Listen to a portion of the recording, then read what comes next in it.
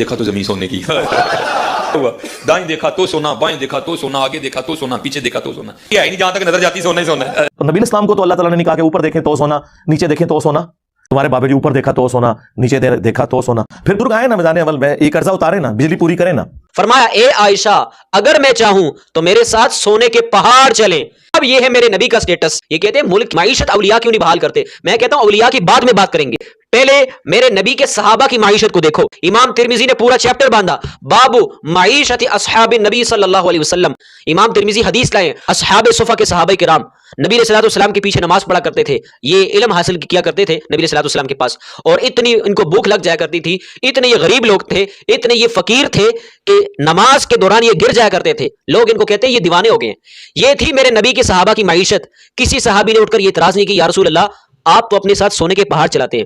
یا رسول اللہ کوئی سونے کے پہاڑ نہیں، ہم سب کو ایک ایک تولہ عطا ہو تاکہ ہم سب کی غریبی مٹ جائے۔ کسی صحابی نے اعتراض نہیں کیا۔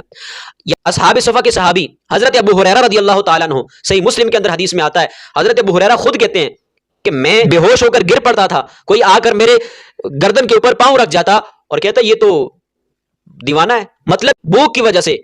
حضرت ابو ہریرہ نے اعتراض نہیں کیا، یا رسول اللہ آپ تو سونے کے پہاڑ چلاتے ہیں، تو تھوڑا سا سونا ہمیں عطا ہو سکے، دیش کی غریبی مٹ جائے۔ کسی صحابی نے اعتراض نہیں کیا۔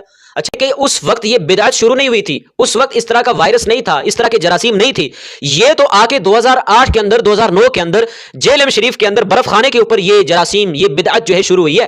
اس سے پہلے کسی نے اس طرح کا اعتراض نہیں کیا، حالانکہ وہ تو نبی ہیں لو شئت والے، ان کے پاس تو اتھارٹی تھی، وہ دے بھی سکتے تھے اور بال یقین دے سکتے تھے، صحابہ کو بھی پتا تھا، لیکن انہوں نے ایسا ایکٹیویٹی انہوں نے پرفارم نہیں کی۔ آج کے اولیاء پر یہ اعتراض کیوں کرتے ہیں؟ اگر نبی دے سکتے ہیں ان پر اعتراض نہیں، تو یہ اولیاء جن کی اللہ نے ڈیوٹی نہیں لگائی کہ تم نے کائنات کی بجلی پوری کرنی ہے، تم نے جو ہے ریڈیو بنانا ہے، تم نے گڑی بنانی ہے، اللہ نے ان کے نظام ان کے ہاتھ میں دیا ہی نہیں ہوا، تو نبی پر اعتراض کیوں نہیں کیا گیا؟ کیونکہ اللہ کی مشیت کے تحت ہے، چاہے نبی ہے چاہے ولی ہے، یہ سب اللہ کی مشیت کے تحت چلتے ہیں۔ اگر اللہ چاہے تو ان سے کائنات کا نظام چلا بھی لے، نہ چاہے تو نہ چاہے۔ اللہ چاہے تو نبی اور ولی سے ہٹ کر کسی اور سے بھی، فاسق سے بھی، بلکہ کافر سے بھی اللہ تعالیٰ کائنات کا نظام چلا سکتا ہے۔